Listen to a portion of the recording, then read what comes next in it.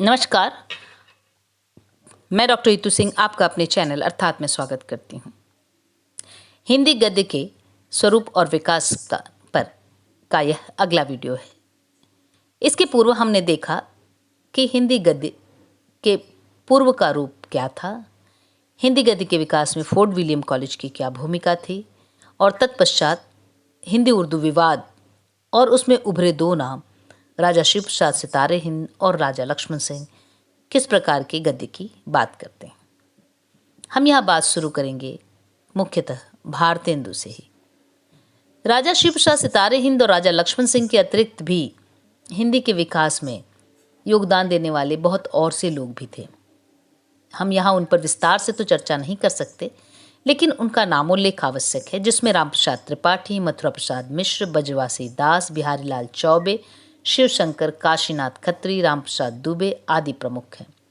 हिंदी के प्रचार प्रसार में आर्य समाज के योगदान को भी भुलाया नहीं जा सकता। स्वामी दयानंद सरस्वती ने सत्यार्थ प्रकाश की रचना हिंदी गद्य में ही की थी, यद्यपि वे स्वयं हिंदी भाषी नहीं बल्कि गुजराती भाषी थे। आर्य समाज ने हिंदू धर्म की कुरीतियों को दूर करने और ईसाई धर्म प्रचारकों के प्रभाव को निष्प्राण करने के लिए यत्न किया था और अपने प्रचार के लिए उन्होंने हिंदी भाषा का सहारा लिया। इसका प्रभाव शुरुआत में पंजाब की ओर ही अधिक था, लेकिन बाद में उत्तर भारत की ओर भी उनका प्रभाव आता है।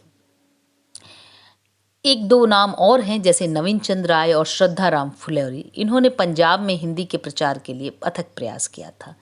नवीन चंद्र राय ने सन 1863 और सन 1880 के बीच भिन्न भिन्न विषयों पर बहुत सी हिंदी की पुस्तकें तैयार की और दूसरों से तैयार करवाईं।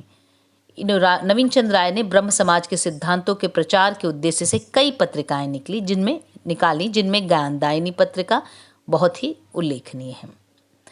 बाबू नवीन चंद्र राय का दृष्टिकोण उर्दू के प्रति अनुकूल नहीं था और उन्होंने उसका लगातार विरोध किया था। पंजाब में हिंदी का प्रचार करने वाला एक दूसरा महत्वपूर्ण नाम है पंडित श्रद्धा राम फुलेरी का। इन्होंने भी अपने प्रचार द्वारा ईसाई धर्म के प्रभाव को निस्तेज करने का प्रयास किया और धार्मिक और सामाजिक जागृति फैलाने का कार्य किया। श्रद्धाराम जी ने सत्यामृत प्रवाह नाम का एक सिद्धांत ग्रंथ लिखा था, जिसकी भाषा बहुत साफ और प्रौढ़ है। इन्होंने आत्मचिकित्सा, तत्वदीपक, धर्म रक्षा, उपदेश संग्रह आदि पुस्तकें भी लिखी हैं और जिसके लिए वे साहित्य में जाने जाते हैं वो एक महत्वपूर्ण उपन्यास है उनका, भाग्यवती नाम से। यह उपन्यास सन 1873 में प्रकाशित हुआ था। इस प्रकार 19वीं सदी के उत्तरार्ध तक आते आते हिंदी गद्य का व्यापक प्रसार होने लगा था, लेकिन अभी भी हिंदी गद्य अपने मूल स्वरूप या कह सकते हैं अपने स्वाभाविक रूप में उस तरह नहीं दिख रही थी। ऐसे समय में भारतेंदु हरिश्चंद्र जैसे महान व्यक्तित्व का आगमन होता है, जिन्होंने अपने प्रयास से हिंदी गद्य को नई दिशा दी। तो हम पढ़ते हैं हिंदी गद्य के विकास में भारतेंदु युग को। भारतेंदु युग का समय 1875 से 1900 है। हम सभी जानते हैं कि भारतेंदु एक बहुत महान व्यक्तित्व थे और उन्होंने बहुत अल्प आयु में ही हिंदी की जितनी सेवा की वह अपने आप में अद्वितीय है। एक संपन्न परिवार में बनारस में जन्मे भारतेंदु हरिश्चंद्र के पिता भी साहित्य प्रेमी थे, जिनका नाम गोपाल चंद्र था और उन्होंने नहुषवध शीर्षक से नाटक लिखा था और वो काव्य रचनाएं भी किया करते थे। इन्होंने विभिन्न विषयों पर रचनाएं की थी। भारतेंदु की बात अगर करें तो इन्होंने लगभग हर तरह की विधाओं पर अपनी कलम चलाने का प्रयास किया है। नाटक इनके बड़े महत्वपूर्ण हैं। इसके अतिरिक्त इन्होंने कवि वचन सुधा, हरिश्चंद्र मैगजीन और हरिश्चंद्र चंद्रिका तथा बाला बोधिनी पत्रिकाओं का संपादन किया।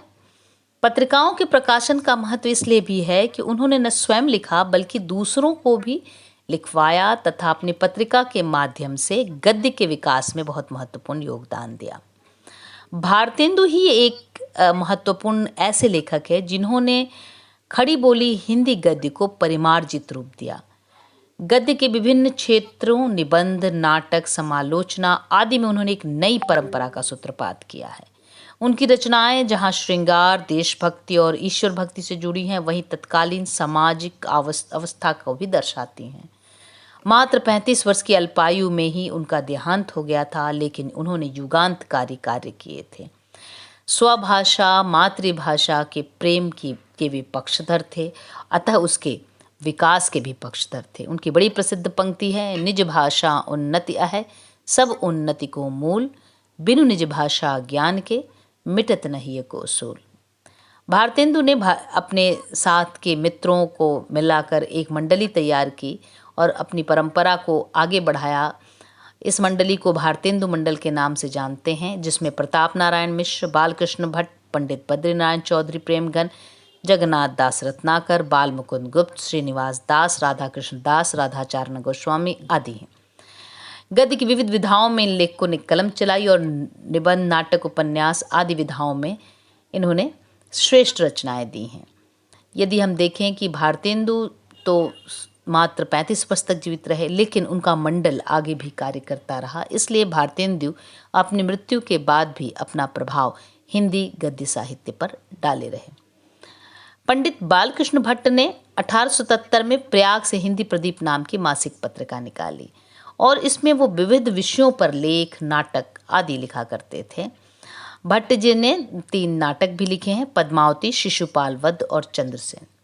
इनकी जो प्रसिद्ध रचना है जिसके लिए इन्हें याद किया जाता है वो है 100 अजान एक सुजान और नूतन ब्रह्मचारी नाम का उपन्यास। इसके अलावा इनके निबंध भी बहुत ही रोचक होते थे। अगले मंडल के जो सदस्य थे, पंडित बद्रीनारायण चौधरी ने आनंद कादम्बिनी मासिक पत्र और एक साप्ताहिक पत्र नीरद शीर्षक से निकाला था। बाल मुकुंद गुप्त एक अगला नाम है जिन्होंने हिंदी निबंध के विकास में योगदान दिया और उनकी एक बड़ी प्रसिद्ध रचना है शिव शंभू के चिट्ठे, जो व्यंग्यात्मक शैली में अंग्रेजी सत्ता की निंदा करती है, विरोध करती है और प्रतिरोध करती है।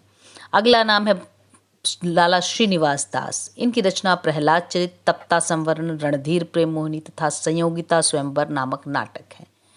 परीक्षा गुरु नाम इनके उपन्यास की गणना हिंदी के प्रारंभिक उपन्यास में की जाती है।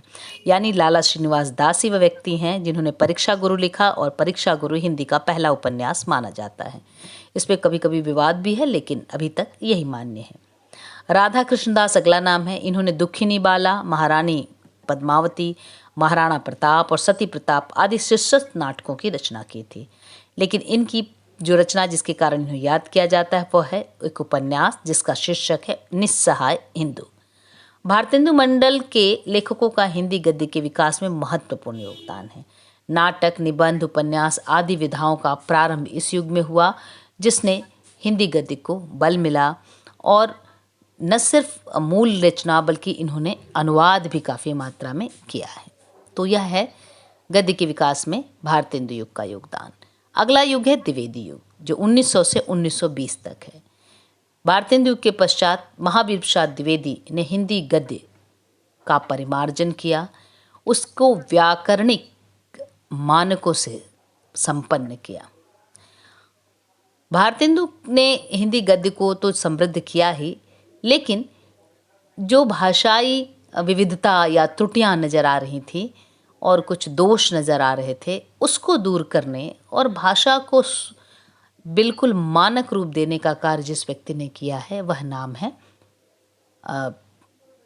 महावीर प्रसाद द्विवेदी। और पंडित महावीर प्रसाद द्विवेदी ने सरस्वती पत्रिका के माध्यम से भाषा के परिमार्जन में महत्वपूर्ण काम किया। जैसा कि हम जानते हैं, यह पत्रिका इलाहाबाद से निकलती थी, सरस्वती पत्रिका, जो 1900 से शुरू हुई थी और 1903 से इसका संपादकत्व महावीर प्रसाद द्विवेदी ने संभाला। 1903 से लेकर 1920 तक अर्थात लगभग 17 वर्ष तक ये उसके संपादक रहे और इन 17 वर्षों में उन्होंने हिंदी गद्य और हिंदी संपूर्ण साहित्य को बिल्कुल परिमार्जित करने का सफल प्रयास किया। हिंदी गद्य के विकास में ही नहीं, आधुनिक हिंदी भाषा और साहित्य के विकास में भी सरस्वती का योगदान अप्रतिम है। सरस्वती को द्विवेदी जी के संपादन में जितनी प्रतिष्ठा प्राप्त हुई उतनी किसी अन्य हिंदी पत्रिका को प्राप्त नहीं हुई है। द्विवेदी जी के संपादकत्व में सरस्वती ने 20वीं सदी के आरंभिक 2 दशकों के प्रतिनिधि साहित्य को प्रस्तुत करने के लिए एक मंच प्रदान किया।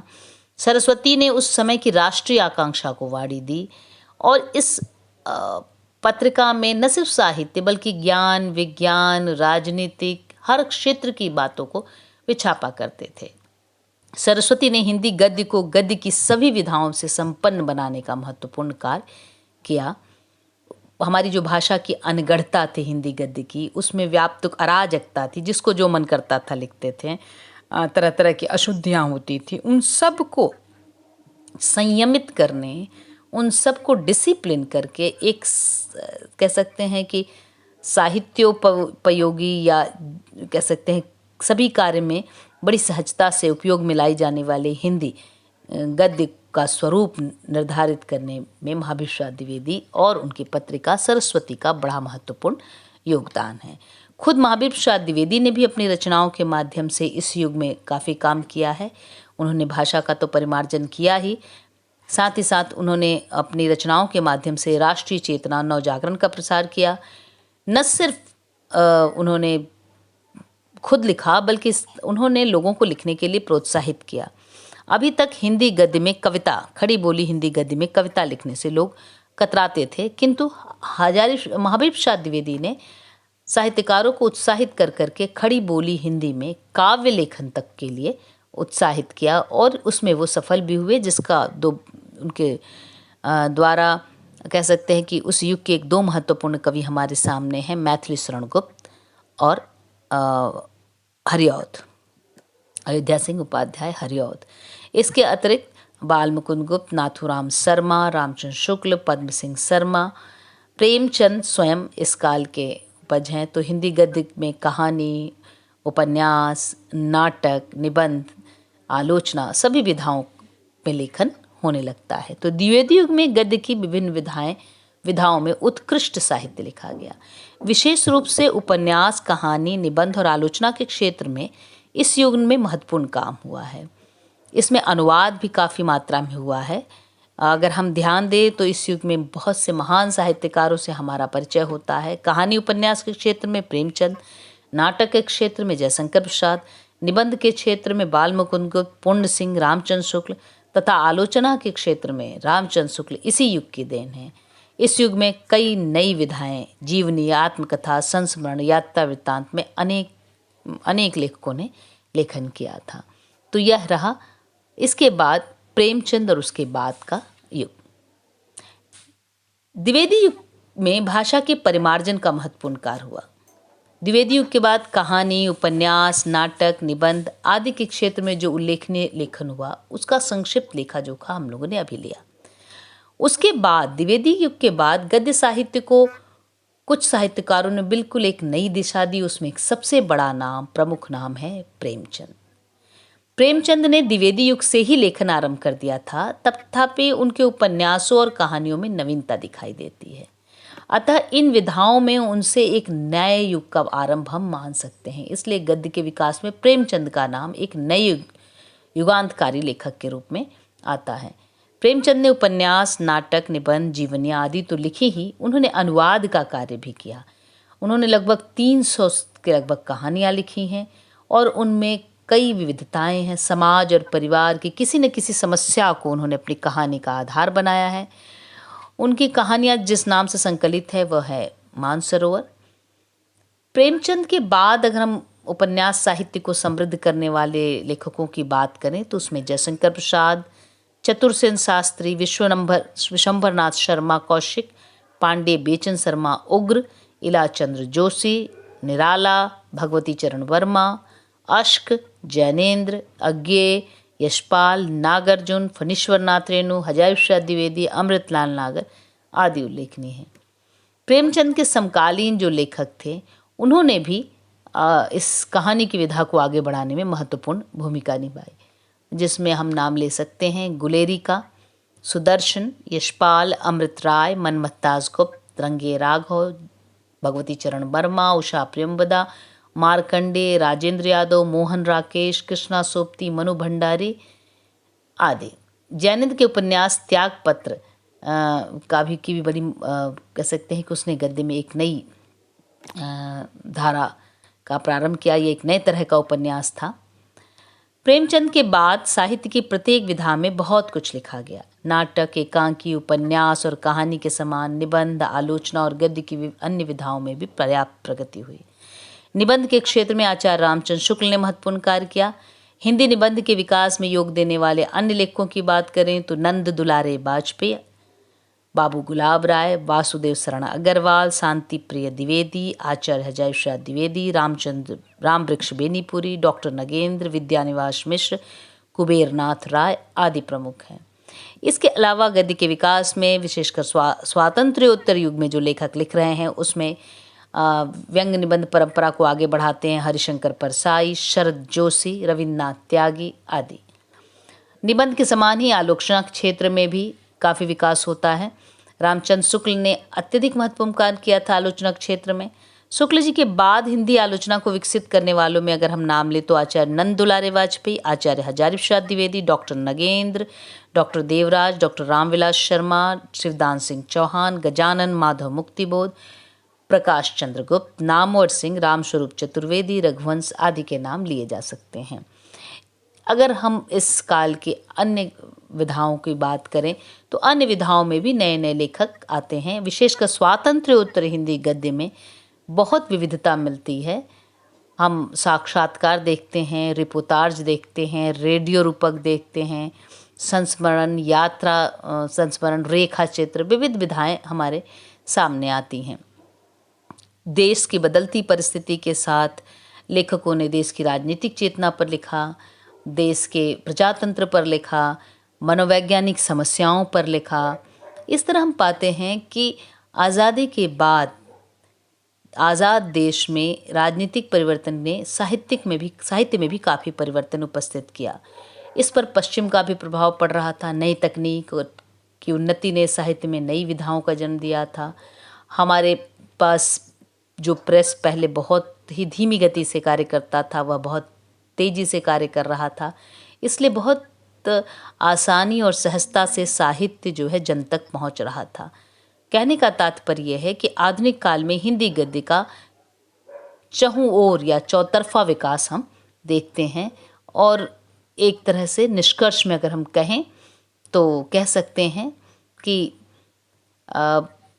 हिंदी गद्य की परंपरा मुख्यतः आधुनिक युग से ही है और हिंदी गद्य के विकास में भारतेंदु हरिश्चंद्र का विशेष योगदान है। भारतेंदु युग से पूर्व हिंदी गद्य का आरंभ तो हो चुका था, लेकिन वह अपना मूल रूप प्राप्त नहीं कर पाया था। हम भारतेंदु को ही युग प्रवर्तक मानते हैं हिंदी, या उन्हें हम हिंदी गद्य के पिता के रूप में जानते हैं। इसके बाद द्विवेदी जी ने अपने पत्रिका सरस्वती के माध्यम से हिंदी गद्य का परिष्कार किया। 20वीं सदी के आरंभिक 2 दशकों में उनका बहुत महत्वपूर्ण योगदान रहा है। उन्होंने विभिन्न विधाओं के विकास में योगदान दिया।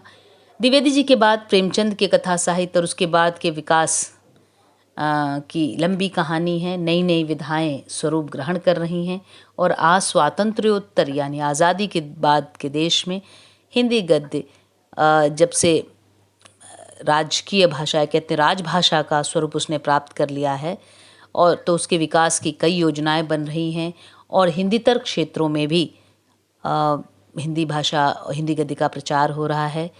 हिंदी साहित्य में के काव्य और गद्य दोनों ही पक्षों में न सिर्फ हिंदी भाषी और हिंदी क्षेत्र के लेखक लिख रहे हैं, बल्कि अखिल भारतीय स्तर पे दक्षिण भारत में भी, पूर्वोत्तर में भी और कह सकते हैं कि पश्चिम भारत से भी अच्छे रचनाएं आ रही हैं। इसके अतिरिक्त एक दूसरा पक्ष है कि न सिर्फ भारत बल्कि प्रवासी जो लोग हैं, आज ग्लोबलाइजेशन का दौर है और भारतीय दुनिया के कोने कोने में हैं और हम पाते हैं कि उनकी देश के दुनिया के दूसरे कोने में बैठे हुए बहुत से लेखक हैं जो कि हिंदी गद्य के विकास में अपना योगदान दे रहे हैं, जिसमें कई नाम हैं जिससे हम कह सकते हैं कि जिन्होंने हिंदी गद्य को एक नया स्वरूप, एक नया आयाम दिया है। इस प्रकार हम देखते हैं कि भारत की इस महान भूमि पर जिसमें सबसे ज़्यादा अधिक बोली जाने वाली जो खड़ी बोली हिंदी है, उसका विकास, उसके गद्य का विकास कब कैसे हुआ और आज तक उसकी यात्रा कैसी रही। आज यहीं तक, धन्यवाद।